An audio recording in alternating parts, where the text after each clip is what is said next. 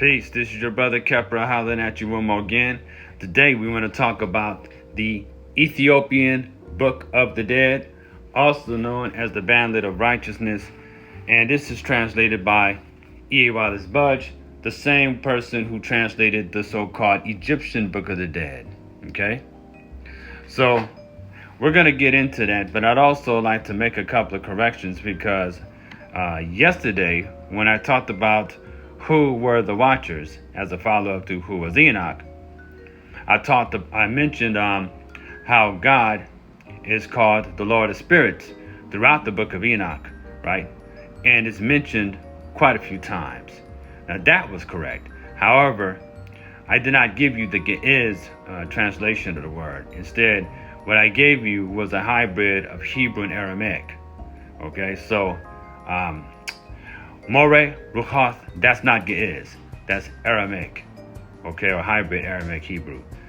Now, a more accurate saying for Lord of the Spirits in the Ge'ez would be Exabihir Rahutu or Gibber Manifset. Okay, so these are the Ethiopian Ge'ez words. Another word for God in Ge'ez is Amlak, right? And Amlak could be both God or deity, so it's a general term for God.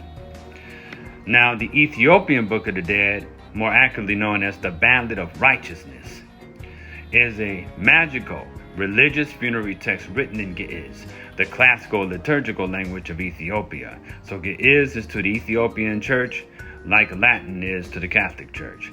Now, you may ponder on the possibility that there are similarities between the Egyptian Book of the Dead, which is actually called the Perdim Heru and Ger, and translates into chapters of coming forth by day from night, and what is called the Ethiopian Book of the Dead. However, there are differences, and that is where the Egyptian Book of the Dead focuses on working with the Neteru, aka the so-called gods of ancient Kemet, or, we say Neteru or Netert, Neter being a masculine, Netert being a feminine. In Ethiopia, they talked about the connection of Jesus and Mary because it's more linked to Christian mysticism, albeit the syncretic elements. It is not part of the official Ethiopian Orthodox canon, however, but it is considered apocryphal and esoteric, often reserved for initiates or those who dealt with magic and mystical traditions. Now, the Bandit of Righteousness in the Ge'ez Lafafa Zedek is believed to have originated no earlier than the 16th century. Two known manuscripts exist, both housed in the British Library, and these scrolls were copied between the 17th and 18th century.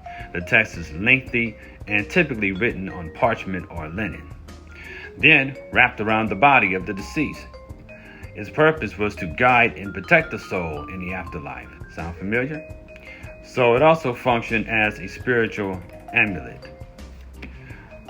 The scroll was used during burial rites, often placed directly on or around the corpse. It contained secret names of God, invocations, and protective prayers. The belief was that the divine names, when properly inscribed and activated through ritual, could ensure the safe passage of the soul to the afterlife, that is, to heaven, and shield it from demonic forces that would attack it on the way. So the text also includes pleas to Jesus and the Virgin Mary, who are portrayed as intercessors for the dead. Its usage reflects a fusion of Christian theology and magical practices, a phenomena not uncommon in Ethiopian religious culture. Remember, it is still, after all, African. So the Bandit of Righteousness gained Western scholarly attention in the early 20th century. Russian Egyptologist Boris Terray first noted its similarities to the Ethiopian Book of the Dead in 1909, and later Sir Wizdom, a British Egyptologist and Orientalist, translated the text and popularized the term Ethiopian Book of the Dead because he had this thing about going around calling these books the Books of the Dead, because they identified them with the dead, because they'll find them on the deceased when they dig them up. So anyway, this took place in 1929. Budge's translation was part of Luzak's Semitic text and translation series, and included the Ge'ez text and the English commentary, and he emphasized the text's mystical and magical nature, drawing parallels to Gnostic and Jewish apocryphal traditions. Now, the Bandlet of Righteousness, the name Bandlet of Righteousness comes from the Ge'ez title Lefefa Sedek, which literally means bandlet or wrapping of righteousness. So the term reflects the physical form of the scroll wrapped around the deceased and its spiritual function as a righteous shield. Now, Budge chose the title to highlight both its material and metaphysical roles. The scroll was seen not just as a text, but as a sacred object imbued with divine power, capable of invoking salvation through the names of God.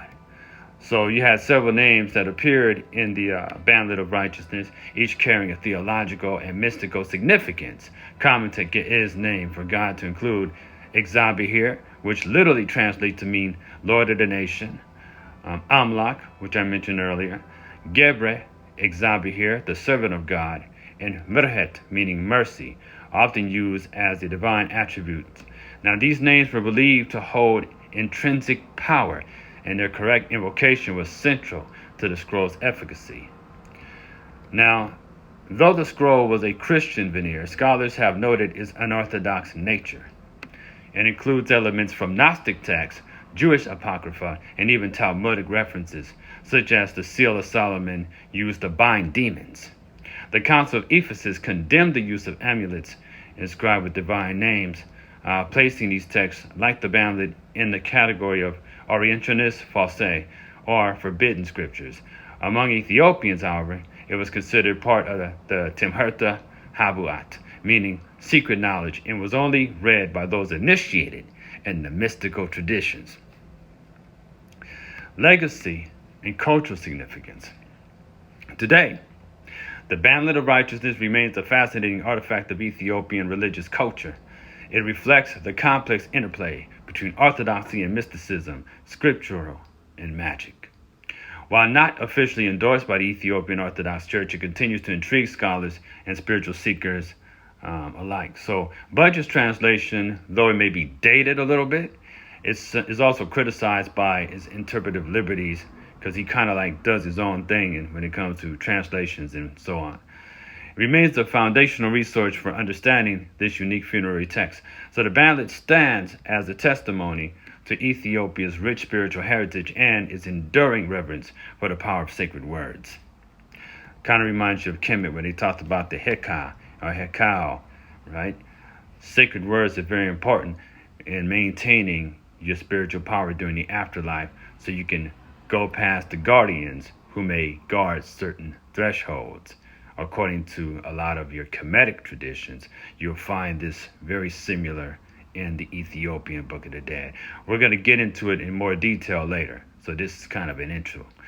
The Bandlet of Righteousness was used as a sacred burial scroll designed to protect the soul of the deceased and guide it safely to the spiritual realm. Its use was deeply ritualistic and steeped in Ethiopian Christian mysticism, and it functioned in a very interesting way. The scroll was wrapped around the body of the deceased, often beneath burial garments.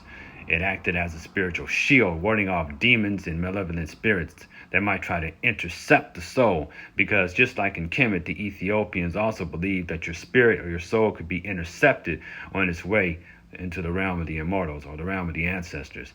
Priests or spiritual specialists would sometimes recite portions of the text during the funeral, invoking divine names and angelic powers. Protection through divine names was also utilized. The sacred scrolls contained secret names of God, Jesus, Mary, and archangels like Michael and Gabriel. These names were believed to have magical potency, each one functioning like a talisman. So by carrying these names into the afterlife, the soul was thought to be recognized and protected by heavenly beings. The Bandlet served as a map for the soul, guiding it past spiritual obstacles and trials. It included instructions and prayers to help the soul avoid judgment or punishment. The text often invoked angelic intercession, asking for mercy and safe passage to paradise. So I want to talk a little bit more about this as time goes on. There's like the book of Coming Forth by Day from Night, called the Egyptian Book of the Dead, and there may be those who are familiar with the Tibetan Book of the Dead called the Bodo. So eventually I'm going to do a comparison of the three. But as of now, Hope all is well with you. Peace and blessings.